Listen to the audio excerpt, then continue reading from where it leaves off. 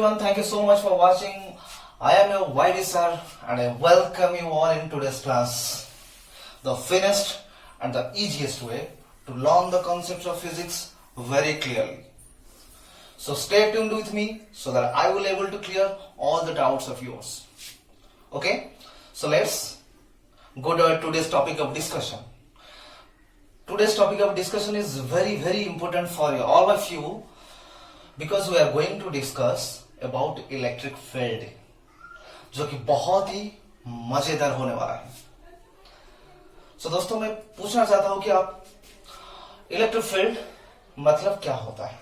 What do you mean by electric field?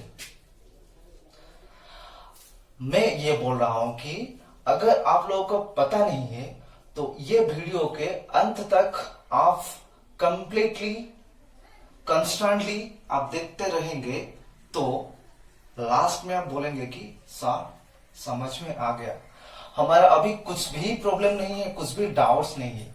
सो मेरे साथ बने रहिए इलेक्ट्रिक फील्ड के बारे में जानने के लिए. सो इलेक्ट्रिक फील्ड के बारे में बोलने से पहले आप सभी लोगों को मैं ये बोलना चाहता हूं कि आप मेरे के छोटे से एग्जाम्पल को अच्छे से समझने की कोशिश कीजिए. ठीक है, तो एग्जाम्पल क्या है कि आप सभी लोग मोबाइल यूज कर रहे होंगे, राइट? सो आपके मोबाइल पे इंटरनेट है.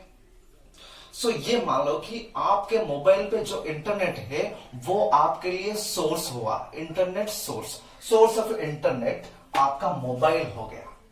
ठीक है, सो आपके मोबाइल पे इंटरनेट है या नहीं, हम कैसे पता करेंगे कि अगर आपका कोई फ्रेंड या आपके घर में से कोई भी आपका इंटरनेट यूज करना चाहता है तो वो क्या करेगा, वो उसका वाईफाई ऑन करेगा और आप अपने मोबाइल पे हॉटस्पॉट ऑन करोगे. तो क्या होगा, आपके पर्टिकुलर हॉटस्पॉट का रेंज जहां तक होगा वहां तक ही आपका इंटरनेट कोई भी यूज कर सकता है. ठीक है, सो सपोज मान लो कि आपका इंटरनेट का रेंज में जिस तरह से ये सर्कल किया हूं, सो फाइनल एंड आपका ये हो गया इस तरफ और इस तरफ ये हो गया, इस तरफ ये फाइनल हो गया, राइट? मान लो कि 10 to 12 मीटर के रेडियस में आपका इंटरनेट आ रहा है. तो आप कैसे पता करेंगे कि यहां पे सपोज आप और एक मोबाइल का वाईफाई ऑन करोगे तो भी जाके आप इस मोबाइल का जो इंटरनेट है वो यूज कर सकते हो. सो आपके लिए ये हो गया टेस्ट मोबाइल, राइट? ये क्या हो गया, सोर्स ऑफ इंटरनेट, ये टेस्ट फॉर इंटरनेट, राइट? अगर आप इस इंटरनेट के रेंज से बाहर यहां पे मोबाइल रखोगे और इंटरनेट यूज करना चाहोगे तो आप यूज नहीं कर सकते हो. ठीक है कि नहीं? आप लोगों को अच्छे से समझ में आ रहा है शायद. ओके, सो अभी हम क्या करेंगे कि यहां पे भी एक मोबाइल रखेंगे और इस मोबाइल का इंटरनेट यूज करना चाहते हैं तो वो जो पहले मोबाइल जो सोर्स मोबाइल है, सोर्स इंटरनेट है, उसका फील्ड इस तरफ आ रहा है. सो यहां पे भी आप यूज कर सकते हो, कोई भी तकलीफ नहीं होगा, कोई भी दिक्कत नहीं आएगा, राइट? अगर आप यहां पे रखोगे तो आप यूज नहीं कर सकते. सो यहां से ये सब बातों से क्या कंक्लूजन निकल के आ रहा है कि अगर आपका सोर्स इंटरनेट का फील्ड के अंदर में आप जिस भी मोबाइल रखोगे तो वो आप इंटरनेट यूज कर सकते हो. ठीक है, सो अभी हमारे मुद्दे पर आएंगे कि इलेक्ट्रिक फील्ड अभी कैसा होगा, इलेक्ट्रिक फील्ड का मतलब क्या होगा. ये एग्जाम्पल आपको समझ में आ गया तो ठीक है. ये सोर्स इंटरनेट के जगह पे हम क्या रखेंगे कि एक सोर्स चार्ज रखेंगे. क्या रखेंगे? एक सोर्स चार्ज रखेंगे, सपोज प्लस क्यू. सो ये सोर्स चार्ज रखने से इस चार्ज का एक पर्टिकुलर फील्ड आ जाएगा। जैसे कि हम बोले थे कि एक सोर्स इंटरनेट मतलब मोबाइल रखेंगे तो उसका रेंज आ जाएगा पर्टिकुलर फील्ड मतलब रेंज तक। सो उस हिसाब से ये चार्ज कितना है, 2 कूलम है कि 3 कूलम है या 5 कूलम है, उसके ऊपर डिपेंड करेगा इस चार्ज का फील्ड का रेंज। हो गया। अगर ये 2 कूलम होगा तो यहां तक आ सकता है फील्ड, अगर ये 4 कूलम होगा तो ज्यादा आएगा फील्ड, अगर ये 10 कूलम होगा और भी उसका फील्ड का रेंज ज्यादा आएगा, राइट। सपोज इस प्लस क्यू चार्ज के लिए फील्ड इसके ये है मैक्सिमम लिमिट, फील्ड का मैक्सिमम रेंज यहां तक ही आ रहा है। तो आप मुझे क्वेश्चन करेंगे कि सर आप बोलने से कैसे होगा कि यहां तक इस चार्ज का फील्ड आ रहा है या नहीं। तो उसके लिए भी टेस्ट करेंगे हम, जैसे कि एक मोबाइल रख के टेस्ट कर रहे थे, उसी तरह और एक चार्ज रखेंगे, उसको हम बोलेंगे कि टेस्ट चार्ज। कौन सा चार्ज? Test charge. टेस्ट चार्ज हमेशा प्लस ही होता है। सो हम क्या रखेंगे कि ये हमारा हो गया सोर्स चार्ज, तो ये क्या हो गया? Test charge. So test charge रखने से क्या होगा? सर आप बोल रहे हैं कि टेस्ट चार्ज रखेंगे तो रखने से क्या फायदा होगा हमको कैसे पता चलेगा कि इस पॉइंट पे फील्ड है इस चार्ज का, सोर्स चार्ज का इस पॉइंट पे फील्ड है या नहीं, हमको कैसे पता चलेगा? वही आपके पास ये प्लस क्यू चार्ज है, ये भी प्लस क्यू चार्ज है, दोनों लाइक चार्ज होगा तो रिपेल करेगा हमेशा। सो रिपेल कैसे करेगा? क्योंकि इस चार्ज का फील्ड है, इसीलिए ये पॉइंट पे आप तुरंत रखने के बाद ये चार्ज उसको इस तरफ धकेलेगा, मतलब रिपेल करेगा। अब रखने के तुरंत ही बाद वो चार्ज उसको रिपेल करेगा, मतलब ये इस तरफ जाना शुरू हो जाएगा, राइट। सो यहां से हमको क्या पता चलता है कि इस पॉइंट पे इस चार्ज का फील्ड है, तो सोर्स चार्ज का इस पॉइंट पे फील्ड बिल्कुल ही है। सो उसके बाद हम ये पता लगाना चाहते हैं कि इस चार्ज का फील्ड कहां तक है, कहां तक इस चार्ज का फील्ड सीमित है। तो वो हम पता करने के लिए और भी एक थोड़ा सा दूरी करके यहां पे रख लेंगे प्लस क्यू। तो क्या होता है, यहां पे भी रखने के बाद ये जो सोर्स चार्ज है इसको भी ये इस तरफ रिपेल करेगा। तो यहां से भी पता चलता है कि यहां पे भी जो टेस्ट चार्ज हम रखेंगे तो ये रिपेल हो रहा है, मतलब यहां पे और इस पॉइंट पे इलेक्ट्रिक फील्ड है इस सोर्स चार्ज का। हो गया। अभी क्या करेंगे, यहां पे रखेंगे plus Q charge, test charge जो है। सो यहां पे रखने से कोई भी फर्क नहीं पड़ेगा, कोई भी मतलब नहीं होगा। तो यहां पे रखने से ये रिपेल नहीं हो रहा है, मतलब यहां पे इस चार्ज का फील्ड बिल्कुल नहीं है, ठीक है। सो आपको समझ में आ रहा है कि इलेक्ट्रिक फील्ड मतलब क्या है। वो क्या है कि सोर्स चार्ज के सराउंडिंग में जितने भी स्पेस ऑफ रीजन होता है जिसके अंदर उस चार्ज का इफेक्ट हम रियलाइज कर सकते हैं, एक्सपीरियंस कर सकते हैं, तब जाके हम बोल सकते हैं कि वो रीजन ऑफ स्पेस को इलेक्ट्रिक फील्ड। समझ में आ गया भाई? समझ में आ रहा है कि नहीं? आप बोलोगे सर ये प्लस क्यू था, हम माइनस क्यू रखेंगे तो क्या होगा? माइनस क्यू रखेंगे तो भी उस चार्ज का फील्ड आएगा, पर वो फील्ड अट्रैक्टिव होगा। यहां पे टेस्ट चार्ज रखने से ये चार्ज रिपेल होकर उस तरफ जा रहा था, पर अगर ये सोर्स चार्ज नेगेटिव होगा तो नेगेटिव पॉजिटिव वो अट्रैक्ट करेगा इस फील्ड पे, मतलब इस पॉइंट पे वो चार्ज को अट्रैक्ट करेगा अपने तरफ। यहां पे रखेंगे तो वो भी अट्रैक्ट करेगा। अगर ये माइनस क्यू हुआ तो सोर्स चार्ज नेगेटिव हुआ तो अट्रैक्ट ही करेगा, यहां पे रखने से वो अट्रैक्ट नहीं करेगा। सो हम ये कंक्लूड पाते हैं कि इस पॉइंट पे इलेक्ट्रिक फील्ड नहीं है इस चार्ज का। समझ में आ रहा है क्या नहीं? ओके। सो इस अभी सभी बातों से क्या सार तत्व निकल के आ रहा है भाई? हम क्या बोलेंगे कि यहां से हम क्या बोल सकते हैं कि इलेक्ट्रिक फील्ड क्या है?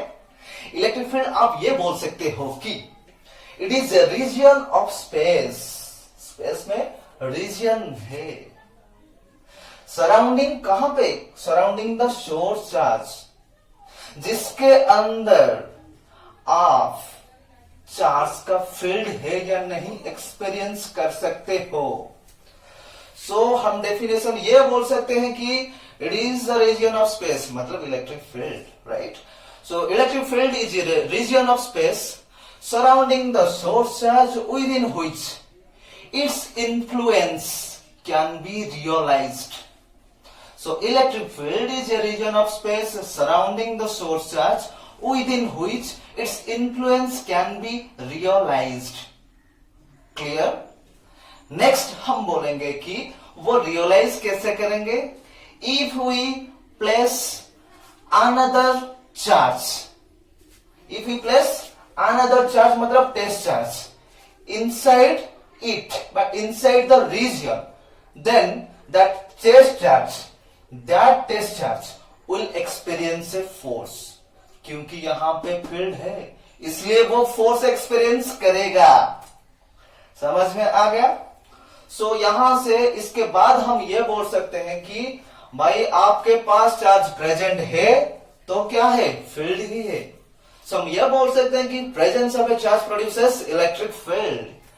सर आपके पास चार्ज होगा तो फील्ड क्रिएट होगा, ये हम कंक्लूड हो सकते हैं, ये हमको समझ में आ गया, ये आप बोल रहे हैं, ठीक है ना। So presence of a charge produces electric field. उसके बाद क्या बोलेंगे कि वो जो फील्ड है उसका रेंज कहां से कहां तक होगा, क्योंकि हमेशा फील्ड का पर्टिकुलर रेंज होता है। इसका मतलब ये नहीं कि आप जहां पे भी चार्ज रखोगे तो वहां पे वो रिपेल करेगा या अट्रैक्ट करेगा, इस तरफ, इस मतलब यहां तक ही चार्ज का फील्ड है तो उसका कुछ फाइनाइट वैल्यू है, और यहां तक जो फील्ड है हम मैक्सिमम लिमिट जो होगा वो हम उसको बोलेंगे कि इंफिनिटी। इंफिनिटी मतलब इन्फिनिट वो वाला इन्फिनिट नहीं है, जो उसका मैक्सिमम लिमिट को हम इंफिनिटी यहां पे बोल रहे हैं। सो हम ये बोल सकते हैं कि presence of a charge produces electric field, right? And it ranges from 0 to infinity, right?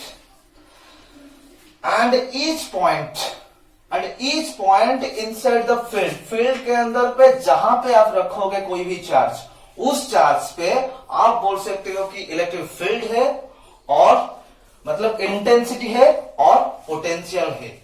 Each point inside the field has intensity and potential. Clear हो गया? अभी हम ये बोलेंगे कि आपके पास अगर कोई पॉजिटिव सोर्स चार्ज है तो फील्ड का डायरेक्शन किस तरफ आएगा। So for a positive source charge the direction of electric field is away from the charge. क्योंकि आप यहां पे देख सकते हो कि अगर ये पॉजिटिव चार्ज है, टेस्ट चार्ज रखने से वो रिपेल कर रहा है, मतलब इस तरफ आ रहा है, चारों तरफ अवे फ्रॉम द चार्ज ही आएगा, राइट। सो ये हो गया आपको पॉजिटिव सोर्स चार्ज के लिए direction of electric field. So for positive source charge the direction of the electric field is away from the source charge. Clear हो गया? उसके बाद हम बोलेंगे कि अगर हम नेगेटिव सोर्स चार्ज लेंगे तो क्या होगा, ये आगे नहीं होगा, क्या होगा, ये टुवर्ड्स आ जाएगा। ये जो आगे था इलेक्ट्रिक फील्ड का डायरेक्शन वो क्या हो जाएगा, वो टुवर्ड्स द चार्ज ही आ जाएगा। हो गया? So for negative source charge the direction of the electric field is towards the source charge. या फिर आप ये भी बोल सकते हो कि देखो यहां पे टेस्ट चार्ज रखने से ये नेगेटिव है तो इस तरफ आएगा, अगर ये पॉजिटिव है तो उस तरफ जाएगा, ठीक है। सो टेस्ट चार्ज जिस तरफ ही जा रहा है उसी तरफ इलेक्ट्रिक फील्ड का डायरेक्शन ही आएगा, राइट। सो ये भी बोल सकते हो कि the direction of the electric field is always the direction of the motion of the test charge. The direction of the electric field is always along the motion of the test charge. Complete हो गया electric field के बारे में basic confirmation idea, आपको शायद मैं समझ रहा हूं कि क्लियर हो गया, ठीक है। सो अभी क्या करेंगे कि इलेक्ट्रिक फील्ड इंटेंसिटी के बारे में बताएंगे। क्या है इलेक्ट्रिक फील्ड इंटेंसिटी? यहां पे टेस्ट चार्ज रखेंगे तो इस पॉइंट पे इंटेंसिटी आएगा इलेक्ट्रिक फील्ड का, और भी पोटेंशियल आएगा। पोटेंशियल बाद में समझाएंगे, अभी हम डिस्कस करने वाले हैं इलेक्ट्रिक फील्ड इंटेंसिटी के बारे में, ठीक है। सो इलेक्ट्रिक फील्ड इंटेंसिटी के बारे में डिस्कस करने वाला है अभी। सो वो क्या है, कैसा है, वो अभी हम पता करेंगे, ठीक है। सो electric field intensity, electric field intensity, उसका सिंबल है E vector, capital E vector. Electric field intensity के बारे में अभी हम पता करने वाले हैं, ठीक है। सो भाई आपके पास प्लस क्यू सोर्स चार्ज है। सोर्स चार्ज है मतलब क्या है? फील्ड है ना। मैं समझ सकता हूं कि आप बोल रहे हैं इलेक्ट्रिक फील्ड है sir, right. Okay, so plus Q source charge है तो उसका फील्ड किस कहां से कहां तक है? 0 टू इंफिनिटी पर है, ठीक है। सो अभी हम क्या करेंगे कि ये फील्ड है कि नहीं, हम ये टेस्ट करने के लिए, पता करने के लिए यहां पे एक टेस्ट चार्ज रखेंगे जो कि प्लस क्यू है। वो रखने से क्या होगा, तुरंत ही आप यहां पे रखेंगे तो ये चार्ज इस तरफ रिपेल होता हुआ देखा जाएगा, राइट। सो अगर आप यहां पे रखेंगे टेस्ट चार्ज, यहां पे कोई भी पॉइंट पे आप रखोगे तो वो क्या करेगा, सोर्स चार्ज क्या करेगा, उसी टेस्ट चार्ज को रिपेल करता हुआ नजर आएगा आपको, ठीक है, ठीक है ना। तो ये रिपेल करता हुआ नजर आएगा। सपोज इसके बीच का डिस्टेंस है r, राइट। सो हम क्या बोल सकते हैं कि इस पॉइंट पे इलेक्ट्रिक फील्ड इंटेंसिटी का मतलब क्या है? इसका मतलब ये है कि आप एक टेस्ट चार्ज को फील्ड के अंदर कोई भी पॉइंट पे रखोगे तो उस पॉइंट पे उसी चार्ज के ऊपर कितना फोर्स आ रहा है, उस पॉइंट पे उसका इंटेंसिटी हम ये बोल सकते हैं। और एक बार मैं बोल रहा हूं कि अब अगर आप एक टेस्ट चार्ज को फील्ड के अंदर कोई भी पॉइंट पे रखोगे, वो चार्ज रखने के बाद उसी चार्ज पे कितना फोर्स अप्लाई हो रहा है, मतलब वो चार्ज कितना फोर्स एक्सपीरियंस कर रहा है, उसी को हम बोल सकते हैं कि उस पॉइंट का इंटेंसिटी। भाई क्लियर हो गया ना। सो electric field intensity at any point inside the field is defined as the force experienced per unit test charge kept at that point. Electric field intensity at any point inside the field is defined as the force experienced per unit test charge kept at that point. हो गया, it's clear. Okay, so force यहां पे कितना आएगा? Force यहां पे कितना आएगा? आपको पहले से ही पता है कि कूलम्ब्स लॉ के बारे में कि दो चार्ज है मतलब इलेक्ट्रोस्टैटिक फोर्स ही आएगा। उस फोर्स के वैल्यू का एक्सप्रेशन कितना है? F इक्वल टू हम लोगों को पता है कि बीटा Q इंटू क्यू, मतलब Q1 Q2 divided by R square. दोनों चार्ज के बीच का सेपरेशन R हो गया। दोनों चार्ज है, सोर्स चार्ज एक और दूसरा क्या है? Test charge. सो ये है इलेक्ट्रोस्टैटिक फोर्स, मतलब इतना ही फोर्स इस पॉइंट पे आ रहा है।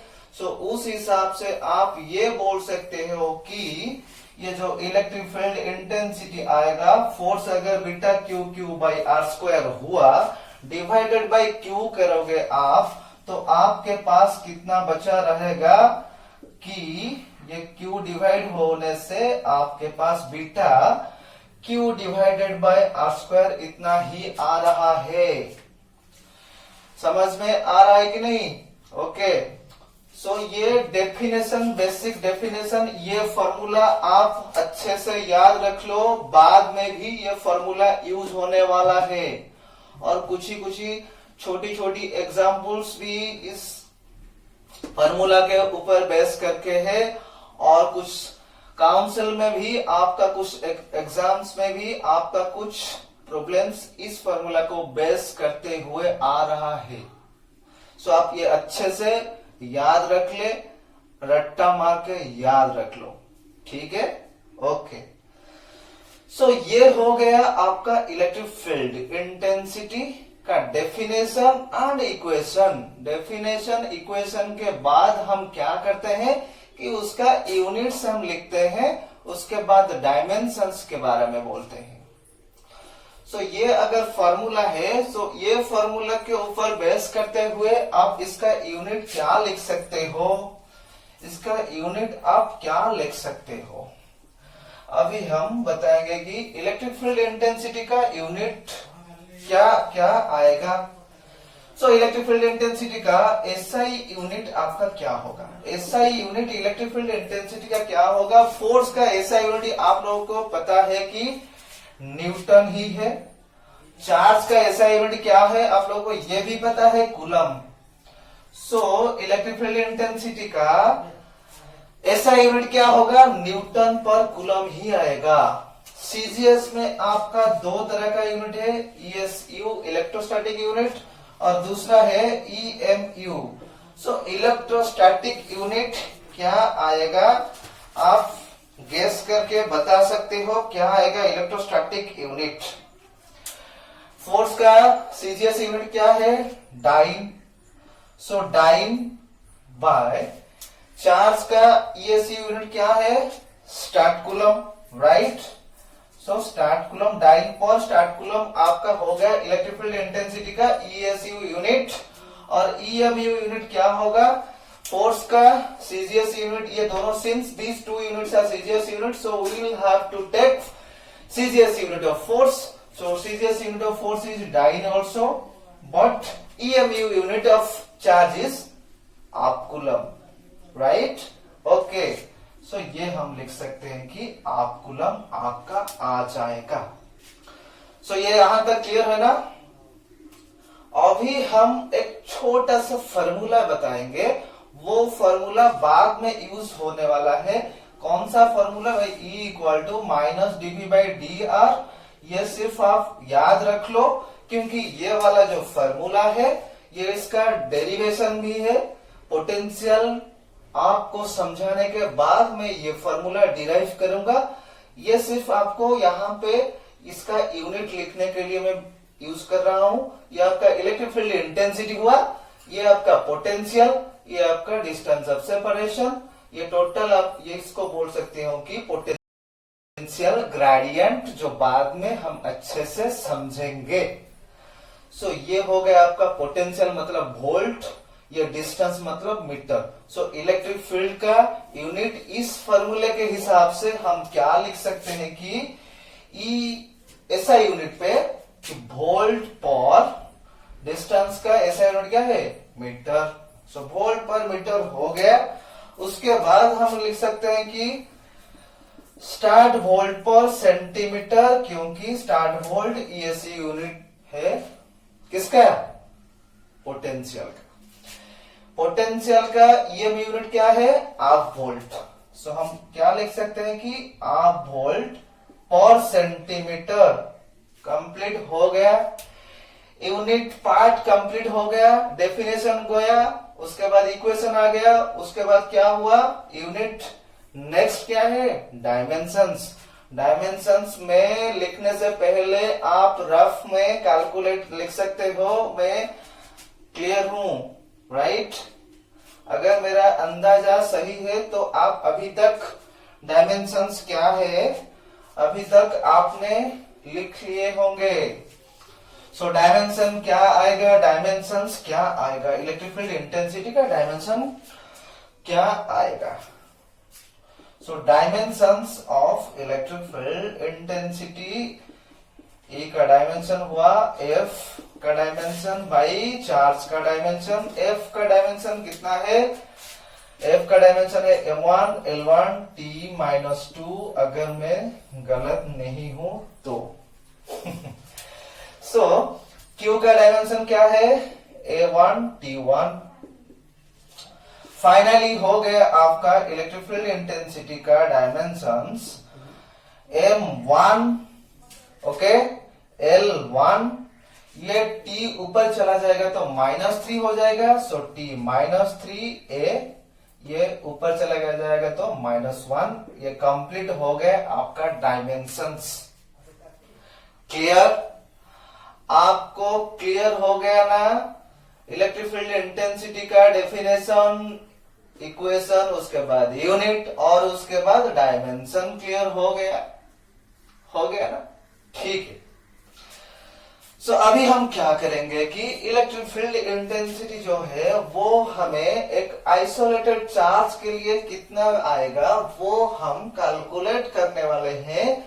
वो भी आपका कोई दिक्कत नहीं आएगा, क्योंकि अभी अभी हमने थोड़े से डिस्कस किए हैं। थोड़े से मतलब अभी हम ये निकालेंगे कि electric field intensity due to an isolated charge. Isolated मतलब क्या है सर? आइसोलेटेड मतलब क्या है मुझे पता नहीं, आप बताएंगे जरा। आइसोलेटेड मतलब वो चार्ज किसी के कांटेक्ट पे नहीं है। अभी अभी कोरोना चल रहा है तो आइसोलेशन में रख रहे हैं, मतलब वो उस शख्स को किसी के साथ मिलने जुलने की क्या जरूरत नहीं है, मतलब उसको अलाउ ही नहीं कर रहे। तो इसी तरह ये चार्ज को और किसी चार्ज के साथ इंटरेक्ट करने के लिए अलाउ नहीं है, तो वो सिंगल चार्ज है।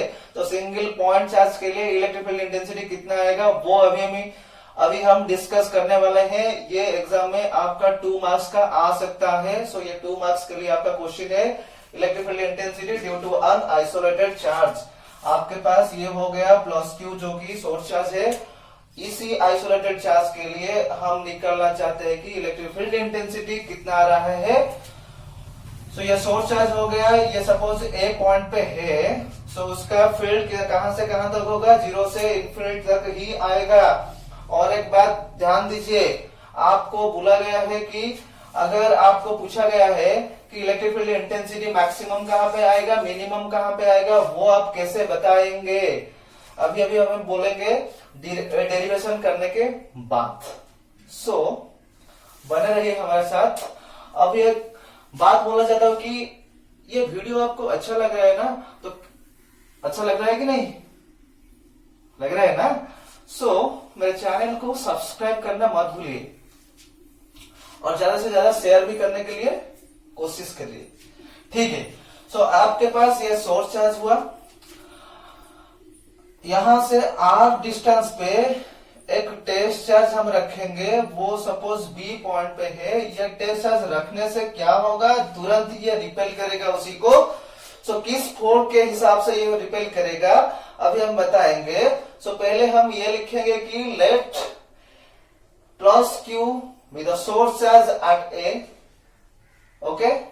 Next, small q means this charge with the test charge at B, which is situated at a distance r from the source charge. वो चार्ज r दूरी पर सोर्स चार्ज से सिचुएटेड है, अवस्थित है, ओके?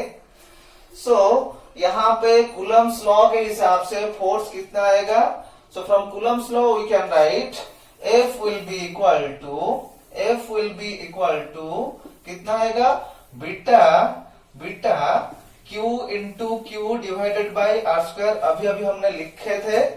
सो ये force हो गया, पर उसका मैग्नीट्यूड पार्ट हम लिखे हैं। डायरेक्शन किस तरफ आएगा? Along AB। आप ये भी लिख सकते हो कि एलोंग AB, या फिर along the motion of the test charge, ये भी लिख सकते हो कि, और इसको इक्वेशन 1 आप दे सकते हो, ठीक है?